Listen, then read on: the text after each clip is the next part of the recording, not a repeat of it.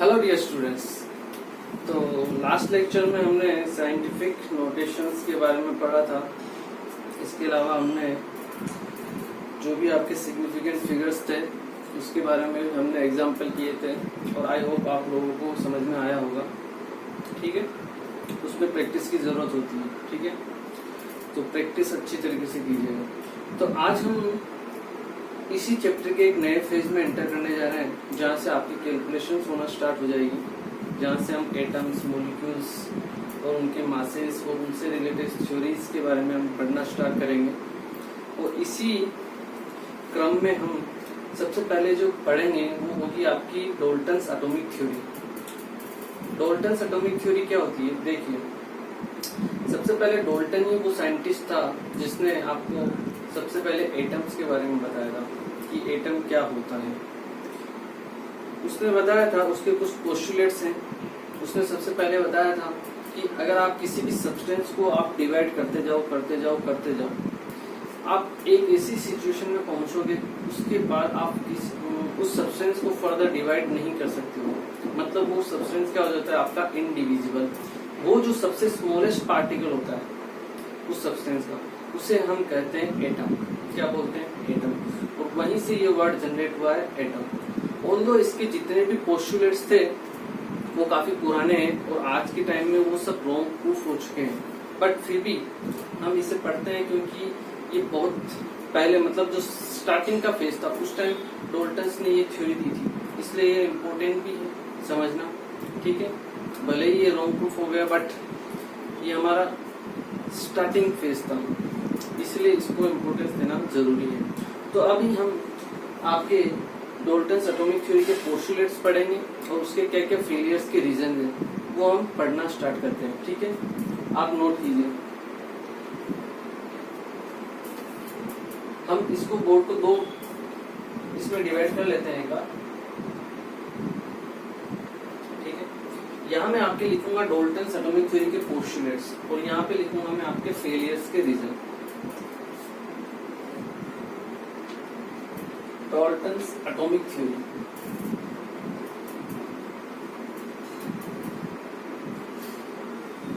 Okay, यहाँ हम लिखेंगे इसके पोस्टुलेट्स या इसकी जो भी थ्योरी थी उसके जो पॉइंट्स थे आपके, और यहाँ हम लिखेंगे इसके फेलियर के reason. Reasons for failure.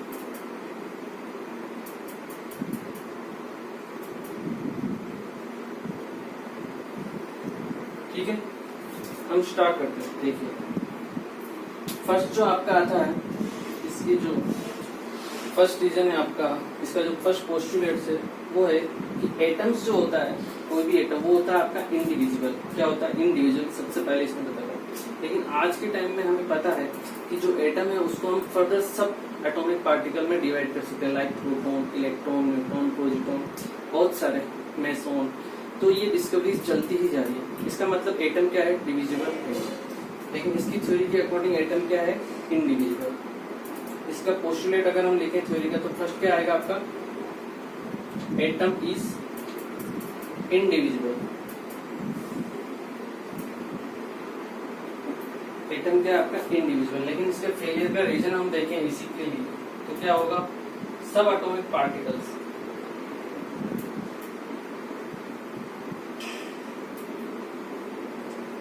Are present, like proton. Proton को हम P प्लस से शो करते हैं। ठीक है, इलेक्ट्रॉन E माइनस, न्यूट्रॉन, पाई मेसॉन, आपके पॉजिट्रॉन, बहुत सारे। ठीक है, तो डिस्कवरी चलती जा रही। तो ये इसके फेलियर का रीजन था, मतलब आपका ये जो स्टेटमेंट था वो आपका डाल्टन का रॉन्ग प्रूफ हो चुका है। ठीक है, जो इसका सेकंड पोस्टुलेट था वो क्या कहता था कि जो एटम्स होते हैं किसी भी एलिमेंट्स की, वो क्या होते हैं? आइडेंटिकल प्रॉपर्टीज होती है। मतलब किसी भी एलिमेंट में जितने भी एटम्स प्रेजेंट रहेंगे वो सब क्या रहेंगे? आपके आइडेंटिकल, मतलब सेम रहेंगे। एक ही एलिमेंट में आपके अलग अलग टाइप के एटम्स अवेलेबल नहीं होंगे। ये इसका पोस्टुलेट था। बट आइडेंटिकल प्रॉपर्टीज रहेगी, मतलब उनके मास क्या रहेंगे? आइडेंटिकल रहेंगे, सेम रहेंगे। बट आज के टाइम में हमें आइसोटोप्स के बारे में पता है। आइसोटोप्स अवेलेबल होते हैं, जैसे कार्बन 12, कार्बन 13, कार्बन 14, मतलब उनके क्या, आपका एलिमेंट तो सेम है कार्बन, लेकिन उनके मास क्या है, डिफरेंट डिफरेंट डिफरेंट, मतलब एक ही एलिमेंट के मास क्या है, आइडेंटिकल नहीं है। तो ये इसका सेकंड पोस्टुलेट था, वो भी आपका क्या हो गया है, रॉन्ग। इसका सेकंड पोस्टुलेट हम लिख लेते हैं, all the atoms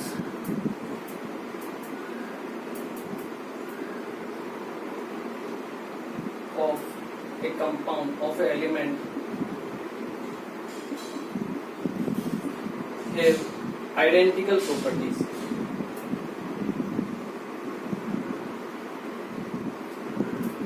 identical properties को हम लिख सकते हैं आइडेंटिकल मास।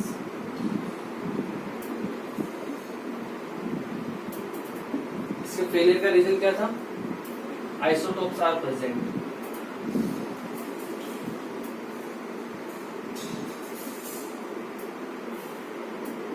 चाहो तो एग्जांपल लिख लीजिए, C12, C13 एंड C14। ये इसका सेकंड रीजन था।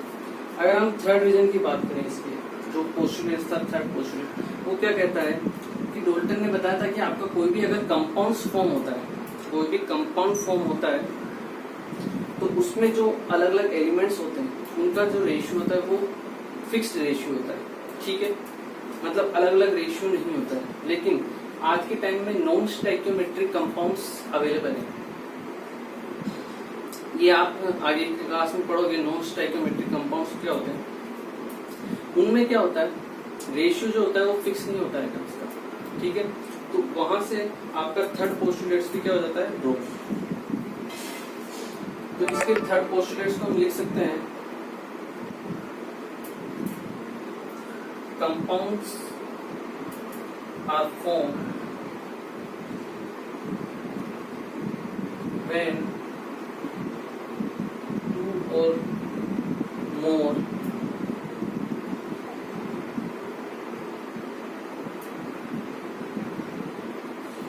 atoms of different elements are combined in a fixed ratio।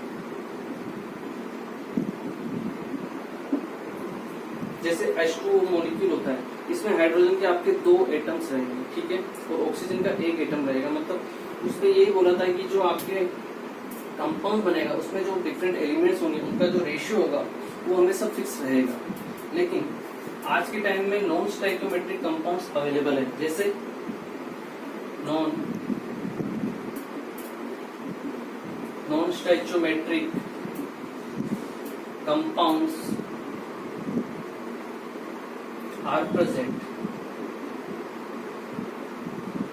इसके अगर हम एग्जांपल देखें, जैसे Fe 0.93O, Fe 0.95O, मतलब नॉर्मल होना चाहिए आपका FeO, मतलब इसका भी 1 एटम और ऑक्सीजन का भी 1 एटम, ठीक है। लेकिन होता क्या है, Fe के 1 एटम से थोड़े से कम एटम्स रहते हैं, इसलिए वो जो रेशियो है जो 1 होना चाहिए वो गेट के आपका आ जाता है 0.95 और 0.93। लेकिन फिर भी ये कंपाउंड एग्जिस्ट करता है, इस हिसाब से तो एग्जिस्ट नहीं करना चाहिए, क्यों, फिक्स रेशियो नहीं है, लेकिन फिर भी कंपाउंड एग्जिस्ट करता है। इसका मतलब ये थ्योरी भी आपकी क्या हो गई, रॉन्ग प्रूफ हो गई, ठीक है। इसके बाद इसकी एक और थ्योरी है या पोस्टुलेट्स है, वो हम देख लेते हैं। फोर्थ पोस्टुलेट्स क्या कहता है इसका, कि आपकी कोई भी केमिकल रिएक्शन होती है उसमें आपके जो एलिमेंट्स ना तो क्रिएट होते हैं ना ही डिस्ट्रॉय होते हैं। In chemical reaction elements are neither created nor destroyed. लेकिन आज के टाइम में न्यूक्लियर रिएक्शंस होती है, और न्यूक्लियर रिएक्शंस में क्या होता है, आपके एक एलिमेंट से हम दूसरा एलिमेंट जनरेट कर सकते हैं। इसलिए ये आपकी जो फोर्थ पोस्टुलेट था ये भी आपका क्या हो गया, रॉन्ग। फोर्थ पोस्टुलेट लिख लेते हैं हम, इन केमिकल रिएक्शन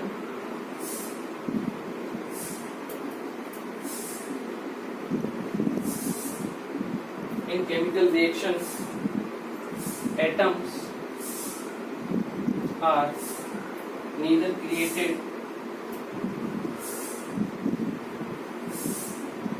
nor destroyed। वो क्रिएट किए जा सकते हैं, ना ही डिस्ट्रॉय किए जा सकते हैं। तो इसका जो एक्सेप्शन है या हम कहें फेलियर के रीजन है वो आपके क्या है, न्यूक्लियर रिएक्शंस।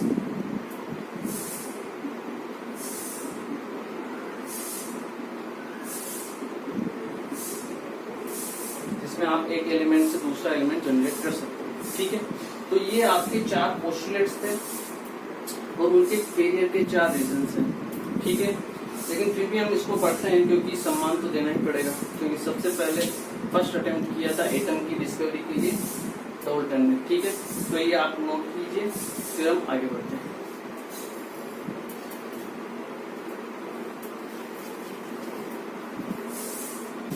ओके, तो आप लोगों ने आई होप ये नोट कर लिया होगा, ये हम मिटा देते हैं और आगे बढ़ते हैं।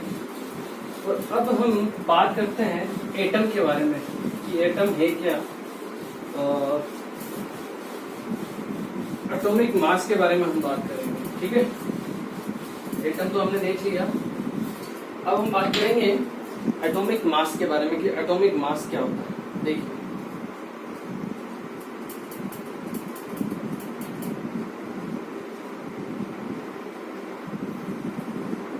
एटॉमिक मास होता क्या है। देखिए, अगर मैं आपसे पूछूं एटॉमिक मास क्या होता है, क्या होता है atomic mass? Mass of one atom. कोई स्टूडेंट बोलेगा, क्या बोलेगा? Mass of one atom. ठीक है, क्या इसको हम और कैसे डिफाइन कर सकते हैं?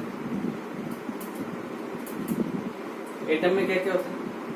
प्रोटॉन, इलेक्ट्रॉन और न्यूट्रॉन। तो क्या हम लिख सकते हैं मास of proton plus mass of neutron plus mass of electron.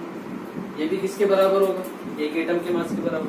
ठीक है, मास ऑफ प्रोटॉन हमें पता है कितना होता है, और मास ऑफ प्रोटॉन जो होता है किसके बराबर होता है? मास ऑफ इलेक्ट्रॉन के, मास ऑफ न्यूट्रॉन के। ठीक है, और वो कितना होता है आपका? 1.66 या 67 इंटू 10⁻⁻24 ग्राम्स। क्लियर?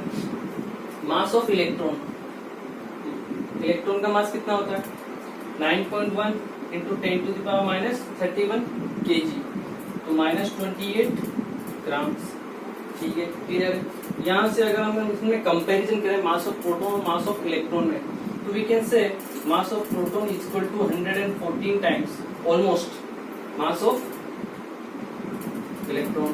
क्या हम ऐसा लिख सकते हैं? मतलब मास प्रोटॉन और न्यूट्रॉन का इलेक्ट्रॉन से बहुत ज्यादा है, इसलिए हम क्या करते हैं? इलेक्ट्रॉन के मास को नेग्लिजिबल रखते हैं। तो हम कह सकते हैं एटॉमिक मास किसके बराबर है? Mass of proton plus mass of neutron के। पहली चीज हुई। ठीक है, अब बात आती है कि हम एक एटम का मास किससे आइडेंटिफाई करें। ठीक है, तो एक बात बहुत पुरानी है, जैसे अब मैं आपको पूछूं 1 kg, 1 kg का मतलब क्या होता है, या इसको कैसे डिफाइन किया गया है, या कैसे फाइंड आउट किया गया? तो क्या है, स्टार्टिंग में बहुत टाइम पहले जब किसी को पता नहीं था कि जैसे जुगाड़ टेक्निक होती है ना, जुगाड़ अपनाते हैं। अभी भी गाँवों में अक्सर लोग जिनके पास ऐसे जो वेट करने के वेट बैलेंस नहीं होते, वो क्या करते हैं? पार्ट ले, मतलब पत्थर ले लेते हैं। जैसे किसी को 1 किलो लेना है तो वो लगभग 1 किलो के बराबर क्या ले लेगा? पत्थर ले लेगा, और उससे फिर बहुत से की सब्जी मंडी जो होती है, वेजिटेबल मार्केट, वहाँ पे वो छोटे छोटे जो वेंडर्स होते हैं वो आज भी उससे ही वेट करते हैं। ठीक है, मतलब जुगाड़ टेक्निक अपनाते हैं। ठीक है, वैसे ही 1 kg क्या होता है? किसी को पता नहीं था स्टार्टिंग में, हम स्टार्टिंग की बात करें बहुत टाइम पहले, जब किसी को पता नहीं था कि 1 kg क्या है, तो क्या किया? एक आपका हमने रोड ले ली, क्या ले लिए? रोड। और उस रोड का वेट हमने मान लिया क्या है आपका? 1 kg। क्या है आपका? 1 kg। अब मुझे जिस भी ऑब्जेक्ट का वेट पता करना है, मैं क्या करूंगा? उसका कंपैरिजन करूंगा इस सिलेंडर के साथ। कैसे? देखो, ये आई होप आप लोगों ने नोट कर लिया होगा। देखो कैसे, मैंने क्या किया? एक वेइंग बैलेंस लिया। ठीक है, होता है ना आपका तराजू टाइप में, इस तरह तराजू टाइप में लिया मैंने। ठीक है, वेइंग बैलेंस इस तरफ, एक तरफ मैंने उस ऑब्जेक्ट को रख लिया जिसका मुझे वेट पता करना है। मान लो मुझे एक बॉक्स का वेट पता करना है। ठीक है, तो मैंने क्या किया, एक तरफ तो ये बॉक्स रख गया और दूसरी तरफ मैं क्या करता जा रहा हूँ, इन सिलेंडर्स को पुट करते जा रहा हूँ। एक रखा, फिर 2 रखा, 3 रखा, 4 रखा। तो मुझे पता चला कि जैसे ही मैं 4 करता हूँ, ये जो वेइंग बैलेंस आपका स्केल वो क्या हो जाता है, बराबर। इसका मतलब क्या है, weight is the what is the weight of box. अगर मैं कहूँ वेट ऑफ बॉक्स तो किसके बराबर होगा, 4 times into mass of cylinder. Clear. इस तरह मुझे और किसी का भी पता करना है। मान लो मुझे एक हाथी का वेट पता करना है, एलिफेंट का, तो मैंने क्या किया, एलिफेंट को यहाँ पे रख दिया, ठीक है, और यहाँ पे सिलेंडर रखता गया।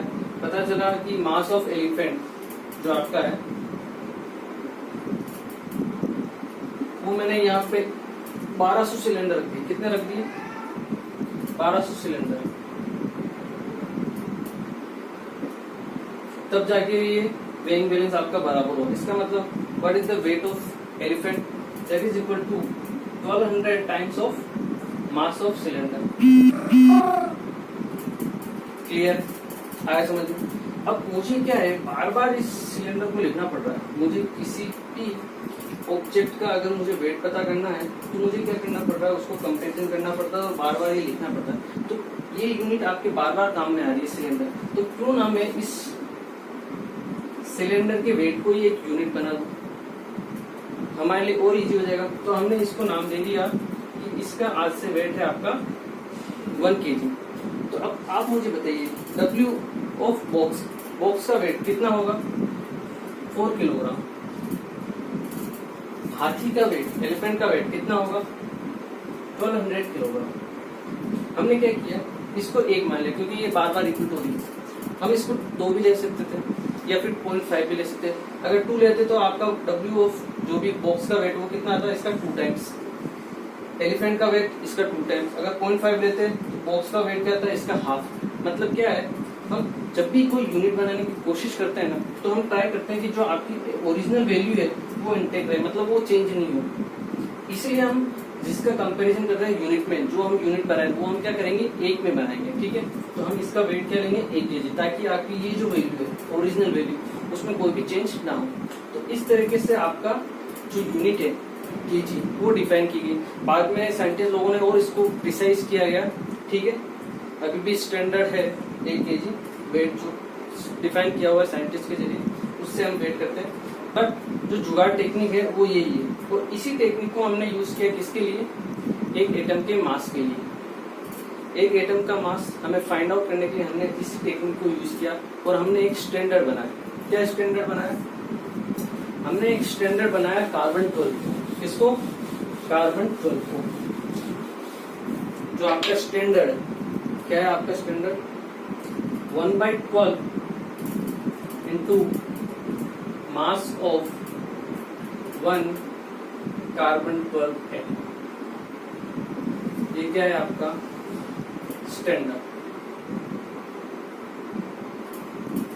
ठीक है। ये हमने क्या किया, स्टैंडर्ड बना लिया। अब क्या है, अब मुझे जिस भी एलिमेंट का वेट पता करना है, मैं क्या करूंगा, उसका कंपैरिजन किससे करूंगा, इसके साथ, ठीक है। ये क्यों कर रहे हैं हम, क्योंकि पुराने टाइम में क्या है, जो छोटे छोटे जो पार्टिकल्स होते थे, प्रोटॉन, इलेक्ट्रॉन, न्यूट्रॉन, इतनी सारी डिस्कवरीज नहीं हुई थी कि हम उन पार्टिकल्स का वेट पता कर सकें, इसलिए जुगाड़ टेक्निक अपनाई, ठीक है ना। अब मुझे क्या करना है, जैसे ऑक्सीजन का वेट पता करना है, तो मैं लिखूंगा मास ऑफ 1 ऑक्सीजन एटम। जब मुझे एक ऑक्सीजन एटम पता करना, तो जब मैंने ये वेट किया तो मुझे पता चला कि उसका वेट आता है 16 times of this value, 1/12 into mass of 1 carbon 12 atom, ठीक है। कैसे किया वो देखेंगे। जब हमने वेट किया तो हमें पता चला कि ऑक्सीजन का जो वेट आ रहा है वो आ रहा है इसका 16 टाइम्स, ठीक है। इसी तरह हमने क्या किया, मास ऑफ 1 सोडियम एटम को हमने फाइंड आउट किया, तो हमें पता चला कि उसकी जो वैल्यू आ रही है 23 टाइम्स आ रही है इस वैल्यू के बराबर, ठीक है। इसी तरह आप किसी का भी ले सकते हो, या फिर आप और किसका लेना चाहो, सोडियम नाइट्रोजन का अगर हम लेते हैं, ठीक है, हमने ले लिया नाइट्रोजन का वेट, तो कितना आया 14 टाइम्स ऑफ दिस वैल्यू। अब हमें क्या करना पड़ रहा है, इस वैल्यू को जो हमने स्टैंडर्ड लिया है इसको हमें बार बार लिखना पड़ रहा है, ठीक है। जिस तरह वहां हमें केजी में सिलेंडर को बार बार लिखना पड़ रहा, तो हमने क्या किया, उसे एक यूनिट में कन्वर्ट कर दिया। उसी तरह सेम तरीके से अब हमें इसे क्या करना पड़ रहा है, बार बार लिखना पड़ रहा है, तो क्यों ना हम इसे एक यूनिट में कन्वर्ट कर दें। इसको हम क्या करें, एक यूनिट में कन्वर्ट कर दें, और इस यूनिट का तो हमने नाम दिया एटॉमिक मास यूनिट। क्या नाम दिया, एटॉमिक मास यूनिट, जिसको हम प्यार से बोलते हैं AMU। तो इस तरह से आपकी यूनिट एग्जिस्टेंस में आई, जिसे हम बोलते हैं AMU, और इस तरह से उसको डिफाइन किया गया। और AMU की जो वैल्यू होती है, AMU जो हम डिफाइन करते हैं, वो किसके बराबर होता है, 1/12 into mass of 1 carbon 12 atom. अब कुछ टाइम तक साइंटिस्ट केवल इसे ही यूज करते थे, ठीक है। समय बीतता गया। प्रेजेंट टाइम में आपके एक इंस्ट्रूमेंट होता है जिसे हम बोलते हैं स्पेक्ट्रोमीटर। क्या बोलते हैं, स्पेक्ट्रोमीटर।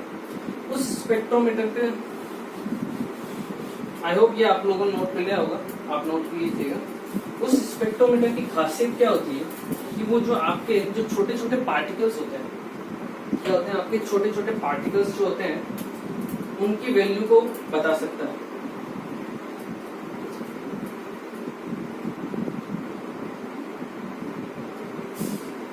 ठीक है, तो जब हमने उसकी सहायता से, उसकी हेल्प से मास ऑफ 1 कार्बन 12 एटम का मास फाइंड आउट किया प्रेजेंट टाइम में, तो वो आया आपके पास मास ऑफ 1 कार्बन 12 एटम। उसका जो मास आया आपके पास, वो आया आपके पास 1.99 इंटू 10⁻⁻23 ग्राम। क्या है आपका, -23 ग्राम ये है। ये हमने यहाँ पे वैल्यू पुट की, तो हमारे पास 1 AMU की वैल्यू आ गई। 1 AMU इक्वल टू होता है आपका दिस 1.99 इंटू 10⁻⁻23 डिवाइड बाई 12, क्या आता है आपका 1.66 इंटू 10⁻⁻24 ग्राम। तो आज के टाइम में प्रेजेंट में हमने AMU की वैल्यू जो है वो फाइंड आउट कर ली, जिसमें ग्राम्स में, ठीक है। अब हमें पता है मास ऑफ 1 ऑक्सीजन एटम कितना है, 16 टाइम्स ऑफ दिस वैल्यू, मतलब 16 AMU। क्या है आपका 16, ये किसके बराबर है आपके 16 AMU के बराबर। और एक AMU की वैल्यू हमें पता चल गई कितनी है, 1.66 इंटू 10⁻⁻24 ग्राम। तो हम mass of oxygen, mass of sodium, mass of nitrogen, किसी भी एलिमेंट का मास हम किसमें डिफाइन कर सकते हैं, ग्राम में। क्लियर है। अब यहाँ जो इम्पोर्टेंट चीज है वो आपको याद रखनी है कि जो हम AMU लिखते हैं, क्या लिखते हैं हम, AMU एटॉमिक मास यूनिट। ये हम लिखते हैं ऑक्सीजन के 1 एटम के लिए। किसी भी एलिमेंट के एक एटम का अगर आपको वेट लिखना है तो आप किस में लिखोगे, आपको AMU में लिखोगे, एटॉमिक मास यूनिट। एटम के लिए 1 एटम के लिए, सोडियम के लिए लिखोगे 1 एटम का मास 23 AMU, नाइट्रोजन के लिए 14 AMU लिखेंगे मास, ठीक है। तो आप इसे नोट कीजिए, फिर हम आगे बढ़ते हैं।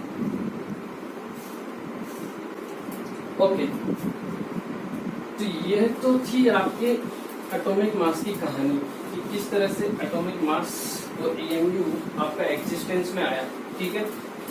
जुगाड़ टेक्निक से, सब जुगाड़ से ही काम होता है, ठीक है ना। देखिए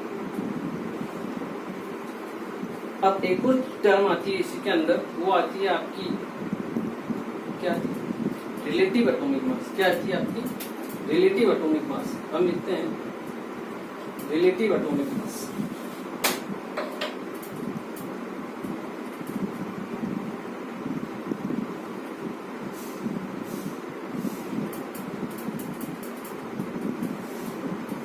अब ये रिलेटिव एटॉमिक मास क्या होता है, देखिए एक एग्जांपल से हम देखते हैं। मान लो सपोज करो आपका कोई ऑब्जेक्ट है कि उसका वेट है आपका 10 kg, ठीक है। कोई वो ऑब्जेक्ट है B जिसका वेट है आपका 50 kg, ठीक है। अगर मैं आपको पूछूं कि what is the relative mass of B with relative to A, means what is the mass of B with relative to A, मतलब बी का मास क्या है विथ रिलेटिव टू ए, मतलब हम बी का मास कितना लिख सकते हैं ए के कंपेरिजन में।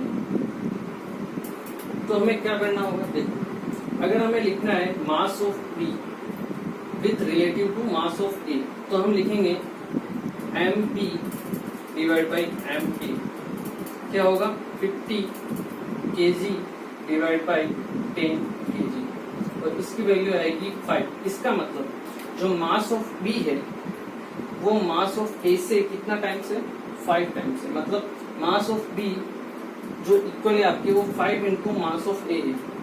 तो हम कह सकते हैं कि जो रिलेटिव मास है बी वो है ए का 5 टाइम्स, मतलब 5 इंटू 10, वो कितना हुआ 50। मतलब इसमें क्या हुआ, जिसका भी रिलेटिव मास हमें लिखना है उसको हम कहाँ लिखेंगे, नीचे, जिससे भी निकालना है जो हमारा स्टैंडर्ड है जिसके रिलेटिव में हम निकाल रहे हैं, और जिस एटम का हमें मास निकालना है उसे हम कहाँ लिखेंगे, ऊपर की तरफ लिखेंगे। दूसरी चीज, इसमें रिलेटिव एटॉमिक मास नहीं, अगर मैं कहूँ आपको 5 की यूनिट क्या होगी 5, आगे क्या है, तो आगे कुछ भी नहीं है। क्यों, क्योंकि यहाँ केजी से केजी आपका कैंसिल हो जाता है। इसका मतलब आपने अभी पढ़ा था एटॉमिक मास, एटॉमिक मास की यूनिट होती है आपके एएमयू में, हम उसको लिखते हैं, ठीक है। आपका जो रिलेटिव एटॉमिक मास है उसकी कोई भी यूनिट नहीं होती, तो एटॉमिक मास की यूनिट होती है एएमयू, और रिलेटिव एटॉमिक मास क्या होता है आपका यूनिट लेस क्वांटिटी होती है, ठीक है, क्योंकि ये आप किसी के रिलेटिव में निकाल रहे हैं।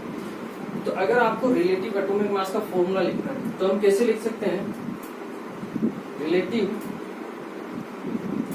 एटॉमिक मास, ठीक है ना, आरएम इसको शॉर्ट फॉर्म में लिखते हैं।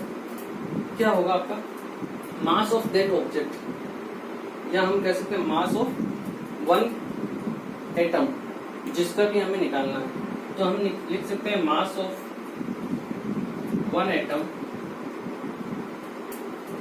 Of an element. जिस भी एलिमेंट का निकालना है उसके एक एटम का मास लिखेंगे, डिवाइड बाय हम किसके रिलेटिव में निकालते हैं, हमारा स्टैंडर्ड क्या है, और हमारा स्टैंडर्ड है एएमयू। एएमयू हम किसको लिखते हैं 1/12 into mass of 1 carbon 12 atom. ये आपका फॉर्मूला बन गया किसके लिए, रिलेटिव एटॉमिक मास के लिए। तो अगर हम मुझे रिलेटिव एटॉमिक मास निकालना है, किसका रिलेटिव एटॉमिक मास किसका निकालना है, सपोज करो ऑक्सीजन का निकालना है, तो mass of one atom of an element, मतलब ऑक्सीजन के एक एटम का मास अभी हमने फाइंड आउट किया था, कितना आया था 16 AMU, कितना आया था 16 AMU, divide by 1/12 into mass of one carbon atom, कितना आया था 1 AMU। ये आपका था AMU, इसी को हमने क्या डिफाइन किया था AMU। तो आपका AMU से AMU कैंसर, तो आपका रिलेटिव एटॉमिक मास आ गया, वो कितना आ गया 16।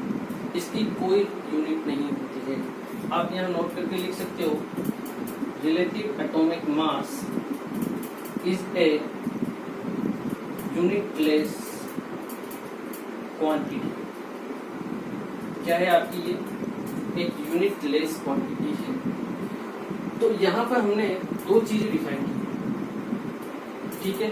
सपोज करो ऑक्सीजन के लिए हमने दो चीजें यहाँ पे डिफाइन की, एक हुआ 16 AMU और एक हमने डिफाइन किया 16, ठीक है। 16 AMU क्या है आपका, ऑक्सीजन के वन एटम का मास, हम इसे लिख सकते हैं mass of one oxygen atom AMU में, ठीक है। और 16 क्या है आपका रिलेटिव एटॉमिक मास, 16 क्या है आपका relative atomic mass of oxygen. तो ये आपको डिफरेंशिएट करना आना चाहिए कि रिलेटिव एटॉमिक मास क्या है और आपका एटॉमिक मास क्या है। एटॉमिक मास है एक ऑक्सीजन के एटम का मास, ठीक है। ये चीज ध्यान रखना, इसको हम आगे भी और एग्जाम्पल में देखेंगे, ठीक है। तो ये चीज हुई डिफाइन हुई ऑक्सीजन के लिए, और इसी तरह से हम हर एक एलिमेंट्स के लिए रिलेटिव एटॉमिक मास और एटॉमिक मास को हम डिफाइन कर सकते हैं। आई होप ये आप लोगों को क्लियर हुआ होगा, इसे आप नोट कीजिए और फिर हम आगे बढ़ते हैं।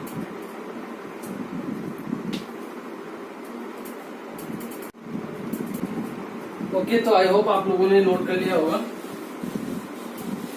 अब हम आगे बढ़ते हैं मॉलिक्यूल्स के बारे में। हमने एटॉमिक मास देख लिया है, अब हम देखेंगे मॉलिक्यूलर मास की। मॉलिक्यूलर मास क्या होता है, देखिए क्या होता है आपका मॉलिक्यूलर मास। क्या है आपका मॉलिक्यूलर मास? देखिए मॉलिक्यूलर मास को हम कैसे डिफाइन करते हैं। एक मॉलिक्यूल का मास जो होता है, इसको हम सिंपल लिख सकते हैं द सम ऑफ, क्या लिख सकते हैं सिंपल लैंग्वेज में, the sum of masses of all the atoms present in a molecule.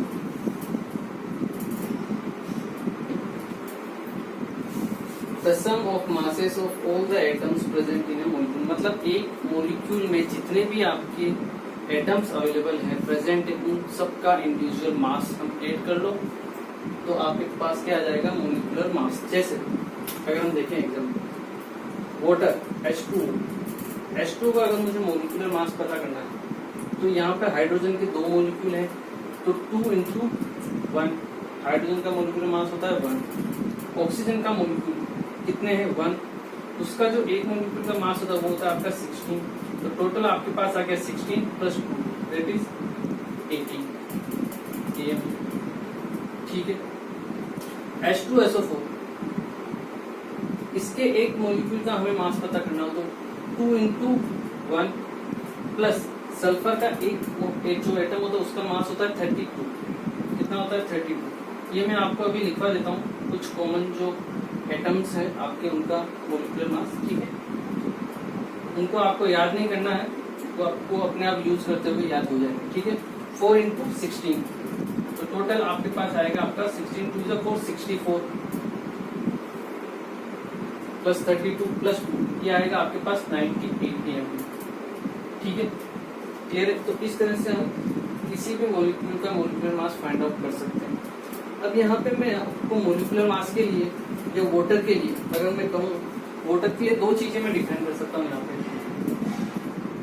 आपका H2 है, उसके लिए मैं जैसे हमने पहले डिफाइन किया था ऑक्सीजन के लिए, वैसे ही मैं ऑक्सीजन के लिए अपने वाटर के लिए 2 चीजें डिफाइन कर सकता हूँ। एक तो 18 और दूसरा है आपका 18 AMU। 18 क्या है आपका रिलेटिव एटॉमिक मास था ऑक्सीजन के लिए, ये आपका क्या है मॉलिक्यूल, तो ये आपका क्या रहेगा रिलेटिव मोलिकुलर मास। क्या रहेगा रिलेटिव मोलिकुलर मास। ओके, ये जो है आपका क्या है, ये आपका मास ऑफ 1 ऑक्सीजन एटम था वहां पे, तो ये यहाँ पे क्या रहेगा मास ऑफ 1 H2O मोलिक्यूल।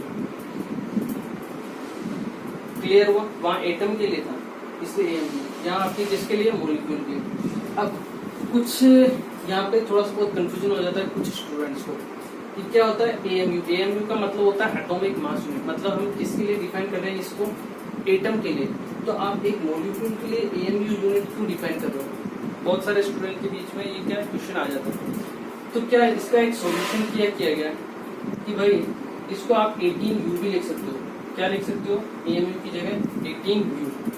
U का मतलब होता है यूनिफाइड मास। क्या होता है यूनिफाइड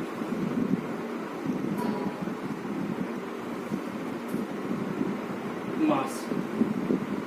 अब ये यूनिफाइड मास मतलब क्या होता है, इसको मतलब आप इसके लिए एटम हो तो एटम के लिए अप्लाई कर लो, और अगर मॉलिक्यूल है तो मॉलिक्यूल के लिए आप इसको अप्लाई कर सकते हो। ठीक है ना, कोई दिक्कत नहीं। तो ये होगी H2O के लिए। अब मैं आपको कुछ एलिमेंट्स के एटॉमिक मास लिखवा देता हूँ ताकि क्या है आप आसानी से मॉलिक्यूलर मास को फाइंड आउट कर सकते हो। आपको बैठ के याद नहीं करना है उनको, आपको जनरली यूज करते करते क्वेश्चंस में याद हो जाएंगे। ठीक है, तो आप इसे नोट कर लीजिए एक बार। ओके,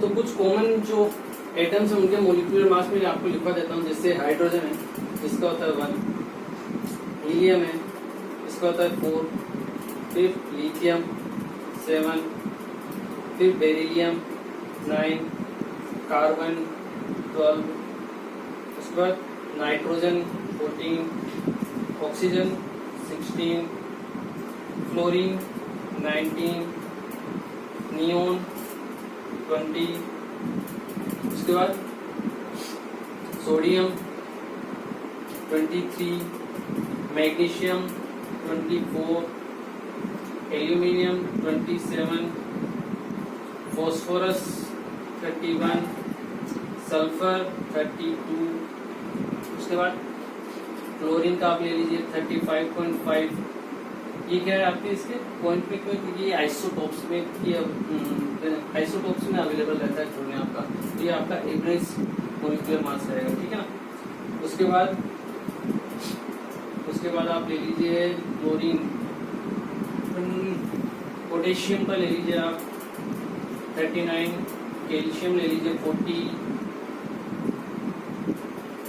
क्रोमियम ले लीजिए, ये आ जाएगा आपका 52, मैग्नीज ले लीजिए Mn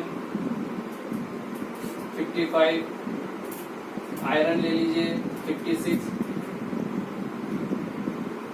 कॉपर ले लीजिए 63 और जिंक ले लीजिए 65.5। ये आपको दिए हुए रहेंगे एग्जाम में, मोस्टली दिए हुए रहते हैं आपको क्वेश्चन पेपर के स्टार्टिंग में या फिर क्वेश्चन में लिखे हुए रहते हैं, तो अगर याद नहीं हो तो भी कोई दिक्कत नहीं, बाकी जनरली आपको याद हो ही जाएंगे 2 साल में, चिंता मत करना इससे, ठीक है। उसके बाद और क्या ले सकते हैं हम, जिंक के बाद आप ब्रोमीन ले लीजिए 80, उसके बाद सिल्वर ले लीजिए 108, और क्या ले सकते हो आप, आयोडीन ले लीजिए 127 और Hg ले लीजिए, ठीक है। तो पेट के याद मत करना कि एक ही दिन में सब याद हो जाएंगे, आपको यूज करते हुए याद हो जाएंगे, ठीक है, चिंता नहीं करना। तो आप ये नोट करो, फिर इसके ऊपर हम टेस्ट कुछ एग्जांपल्स कर लेते हैं ताकि आपकी प्रैक्टिस हो जाए, ठीक है। ओके, तो हम इसको टेस्ट आपके कुछ एग्जांपल्स कर लेते हैं, ठीक है। जैसे आपको निकालना है वोटर के केस में, इजी से स्टार्ट करते हैं H2O, ठीक है, फिर H2SO4, HCl,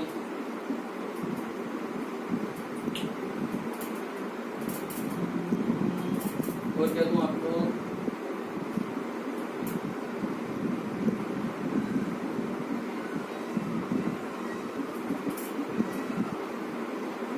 MgCl2.6H2O, ठीक है।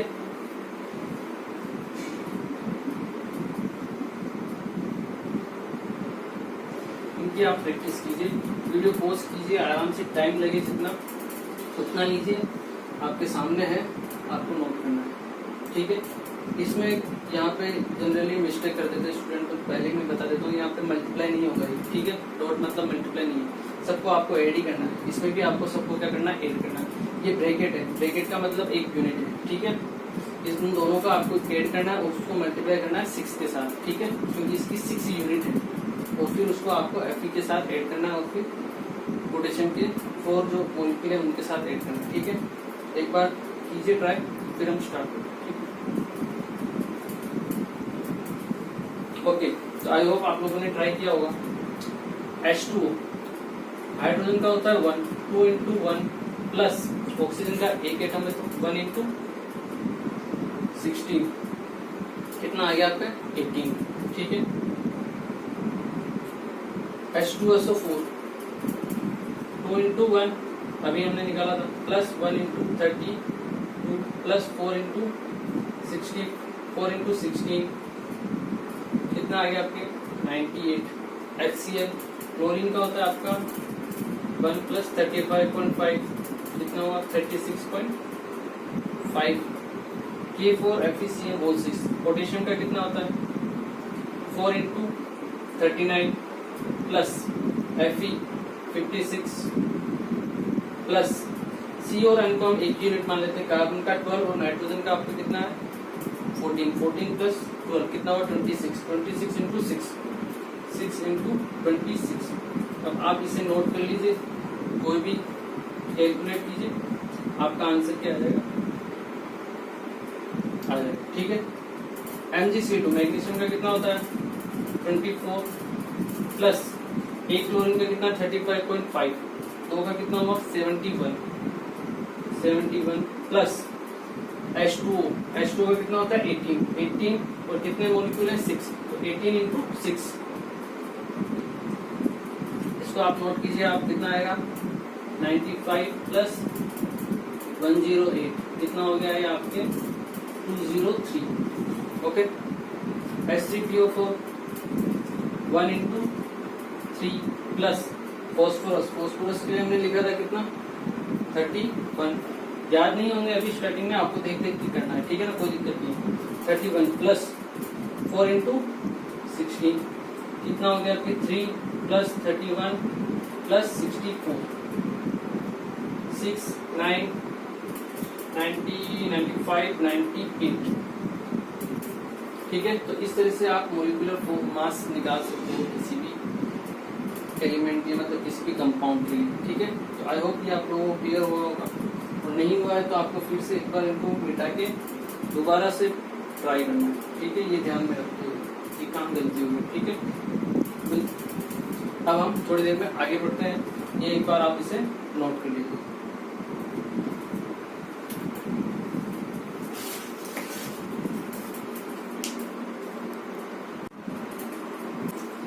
ओके, तो आप लोगों ने ये नोट कर लिया होगा, और अब हम आगे बढ़ते हैं, और अब हम स्टार्ट करते हैं मोलर मास।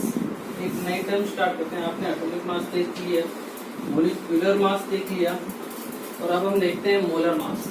क्या देखते हैं हम, मोलर मास। मोलर मास और मोलिकुलर मास दोनों अलग अलग है। ठीक है, उसमें सेम मत रखना, कभी कभी कोई स्टूडेंट कर लेते हैं मोलिकुलर मास को मोलर मास बोल देते हैं। ठीक है, मोलर मास की अगर हम बात करें तो सिंपल होता है, इसे हम लिख सकते हैं मास ऑफ 1 मोल सब्सटेंस। क्या लिख सकते हैं हम, मास ऑफ 1 मोल सब्सटेंस, मतलब किसी भी सब्सटेंस के अगर हम 1 मोल ले लेते हैं, उनका जो वेट होगा, मास होगा, वही क्या होगा आपका मोलर मास। अब जो मोल होता है वो क्या होता है, अगर हम बात करें 1 मोल की, 1 मोल का सीधा सिंपल सा अर्थ होता है 6.023 into 10 to the power 23 particles. क्या होता है 6.023 into 10 to the power 23 particles. Particles कुछ भी हो सकते हैं, मैंने आपको पहले बताया था, ये एटम्स हो सकते हैं, ये मॉलिक्यूल्स हो सकते हैं, ये आयंस हो सकते हैं, ये प्रोटॉन्स, इलेक्ट्रॉन्स, कुछ भी हो सकते हैं। अगर मैं बोल दूं 1 मोल मार्कर, इसका मतलब है क्या है, इसका मतलब है 6.023 into 10 to the power 23 marker. मैं बोल दूं 1 मोल फैन, इसका मतलब 6.023 into 10 to the power 23 fans. मतलब 1 मोल का सीधा सिंपल सा अर्थ होता है 6.023 इंटू 10 टू द पावर 23। जैसे एक दर्जन कितना होता है 12, पता है ना। सेंचुरी का मतलब 100। ठीक है, वैसे ही 1 मोल का अर्थ होता है 6.023 इंटू 10 टू द पावर 23। ये मैंने आपको पहले ही बताया था कि ये बहुत बड़ा डिजिट होता है। ठीक है, इसलिए साइंटिस्ट ने इसको छोटे रोम में किया था, और इसी को हम 1 मोल बोलते हैं। ठीक है, इसको हम एवोगाड्रो नंबर भी बोल सकते हैं, और बोलते ही है Na से इसको डिफाइन किया जाता है एवोगाड्रो नंबर, एवोगाड्रोस नंबर। ठीक है, तो आज के बाद अगर जैसे आपको एक चौक है, बॉक्स है कोई भी, और ये जो हम डिफाइन करते हैं ग्राम्स में डिफाइन करते हैं, किसमें डिफाइन करते हैं, ग्राम्स में। ये भी एक इम्पोर्टेंट चीज है जो आपको ध्यान रखनी है, ग्राम्स में। ठीक है, अब जैसे ये एक चौक है, चौक होल्डर आपका, ये मार्कर है, इसका वेट हमने किया और आया 5 ग्राम। ठीक है, अब मैं आपको पूछता हूँ कि 1 मोल मार्कर का वेट क्या होगा, मास ऑफ 1 मोल मार्कर कितना होगा 5 into 6.023 into 10 to the power 23 मतलब 5 इंटू एन। क्लियर, समझ में आया। एक मार्कर का वेट 5 ग्राम, एक मोल मार्कर का निकालना मतलब कितने ये मार्कर है आपकी 6 इंटू 10 टू द पावर 23। तो हमने क्या किया 5 को मल्टीप्लाई किया किसके साथ एन के साथ। ऐसे ही मान लो एक बॉक्स है, ये आपका बॉक्स, इसका वेट है 20 kg और आपको निकालना है मास ऑफ 1 मोल बॉक्स कितना होगा 20 इंटू एन। नहीं, गलत। 20 क्या है आपके यहाँ पे केजी में है, तो यहाँ क्या आएगा आपका 20 इंटू 1000। इसको पहले हमें ग्राम में कन्वर्ट करना पड़ेगा, अभी हमने लिखा है इन ग्राम्स। तो 20 इंटू 1000 20,000 इंटू एन। तो इस तरीके से हम मोल को डिफाइन कर सकते हैं। तो मतलब सिंपल अगर मैं कहूँ आपको कि मुझे मोलर मास निकालना है तो मैं क्या लिख सकता हूँ, molar mass is equal to mass of 1 object. ठीक है, मास ऑफ 1 ऑब्जेक्ट या 1 एलिमेंट या 1 सब्सटेंस कुछ भी बोल सकते हो आप, या mass of 1 unit into N. क्या मैं लिख सकता हूँ, या स्मॉल एन हो या कैपिटल हो कोई फर्क नहीं पड़ता है। तो मोलर मास का सिंपल सा फॉर्मूला क्या आ गया पास, mass of 1 unit into N. Clear है, इसको नोट करो आप, फिर आगे बढ़ते हैं। ओके, तो आप लोगों ने नोट कर लिया होगा। अब देखते हैं, अब अगर मुझे ऑक्सीजन का मोलर मास पता करना है, क्या पता करना है, ऑक्सीजन का मोलर मास पता करना है मुझे। Molar mass of oxygen, molar mass of 1 oxygen atom. ठीक है, क्या करूंगा मैं, या फिर हम कहेंगे मोलर मास ऑफ ऑक्सीजन ही बात करें, तो ऑक्सीजन का मोलर मास पता करना है। तो क्या होगा, मास ऑफ 1 ऑक्सीजन एटम क्या होगा, mass of 1 oxygen atom into N. Clear. अच्छा बताओ, मास ऑफ 1 ऑक्सीजन एटम कितना होता है, अभी मैंने बताया था 16 AMU। ठीक है, इनटू एन। अब हमें मोलर मास जो डिफाइन करना है, किसमें डिफाइन करना है, ग्राम्स में। 16 AMU की वैल्यू क्या होती है आपकी 1.66 into 10 to the power -24 grams. ठीक है, इंटू एन। एन की वैल्यू है 6.023 into 10 to the power 23। Clear. अब चलो मुझे पता करना है मास ऑफ नाइट्रोजन, किसका, या फिर मास ऑफ सोडियम एटम का। हम पता करते हैं molar mass of 1 sodium atom. ठीक है, सोडियम का हमें मोलर मास पता करना है। ठीक है, तो क्या होगा 23 इंटू, अंदर वाला तो आपका सेम ही रहेगा, ये कहाँ चेंज आएगा, बाहर। ठीक है, अगर मुझे मास मोलर मास पता करना है सल्फर का, तो क्या होगा 32 इंटू 32 23 क्या है, एक एटम का मास है, जो मैंने अभी आपको लिखवाया था चार्ट, सबके एटॉमिक मास लिखवाया था। ठीक है, ये 23 32, अंदर तो कुछ चेंज आने वाला नहीं। तो अब देखो, मुझे इस वैल्यू को बार बार कैलकुलेट तो करना पड़ेगा, क्योंकि मुझे मोलर मास पता करना है। तो क्यों ना इसको मैं कैलकुलेट करके रखूँ एक बार, तो इसको हम कैलकुलेट कर लेते हैं। 10 टू द पावर -24 और 10 टू द पावर -23, यहाँ से बचेगा आपका 10 टू द पावर -1। 6, इसको मैं 6 मान लेता हूँ और इसको लगभग 1.67 है। ठीक है, तो 1.7 मान लिया, तो 1.7 इंटू 6 ये आएगा आपके पास 10.2 के आसपास। 10.2 इंटू ये कितना आएगा आपके पास 10.2 इंटू 10 टू द पावर -1, ये आपके पास वैल्यू आएगी लगभग 1.02 के, जिसको हम अप्रोक्सीमेट क्या लिखेंगे 1। इसका मतलब जब भी आप इसको कैलकुलेट करोगे क्या आएगा वैल्यू 1। ये जो मोलर मास होता है किसमें डिफाइन होता है, ग्राम्स में। यहाँ आएगा आपके पास ग्राम्स।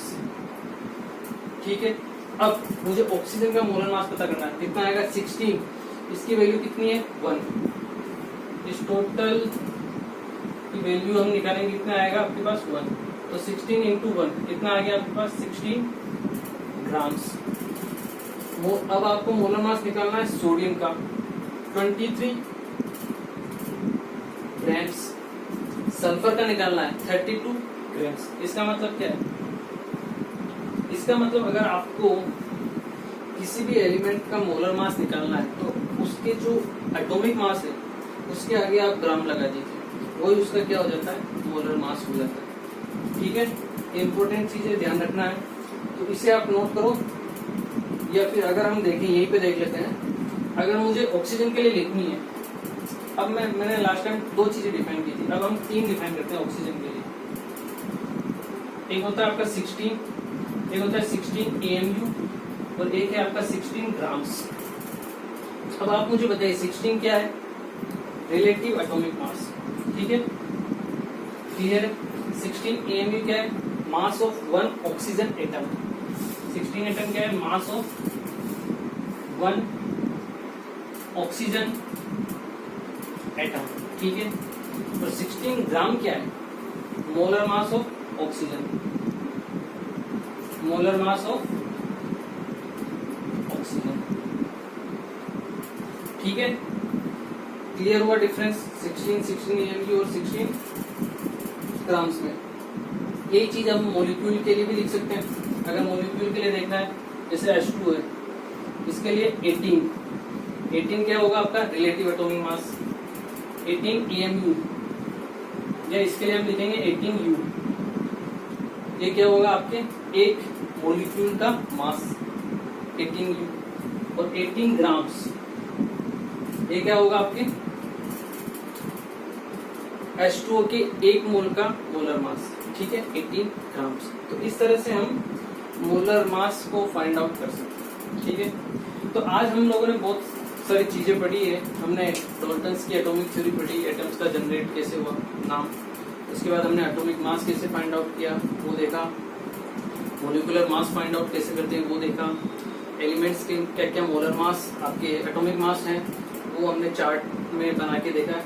आपको याद नहीं रखना है, यूज करते हुए याद हो जाएंगे, चिंता मत करना, 2 साल है, याद हो जाएंगे। ठीक है, उसके बाद हमने आगे देखा किसके बारे में? मोलर मास के बारे में। आप इसे नोट कीजिए। उसके बाद एक और टर्म हम छोटी से पढ़ लेते हैं, मोल कॉन्सेप्ट, छोटा सा टॉपिक है, उसको फिर हम कल और आगे फर्दर पढ़ेंगे। आज थोड़ा स्टार्टिंग कर लेते हैं। ठीक है, आप इसे एक बार नोट कर लीजिए। ओके स्टूडेंट, तो आप लोगों ने नोट कर लिया होगा। ठीक है, देखिए यहाँ पे एक चीज और मैं आपको बता देता हूँ। ये हमने लिखा था 1.66 इंटू 10⁻⁻24 मल्टीप्लाई बाय 6.023 इंटू 10⁻23, जिसकी वैल्यू आई थी आपके पास 1। ठीक है, ये होता है आपका 1 AMU और ये होता है आपका एवोगाद्रो नंबर, जिसकी वैल्यू होती है 1 के बराबर। यहाँ से हमारे पास एक रिलेशन आता है जो हम लिख लेते हैं 1 AMU equal to 1/Na grams. ठीक है, ये कभी कभी इम्पोर्टेंट है, कभी कभी काम में आ सकता है, तो इसे आप नोट डाउन कर सकते हैं। ठीक है, तो आज के लेक्चर को हम यही कंप्लीट करते हैं, और जो हमारा मोल कॉन्सेप्ट है वो हम नेक्स्ट लेक्चर में स्टार्ट करेंगे, फ्रेश स्टार्ट करेंगे। थोड़ा लंबा टॉपिक है और आज कुछ हो भी नहीं पाएगा। ठीक है, तो मिलते हैं नए लेक्चर में। Thank you.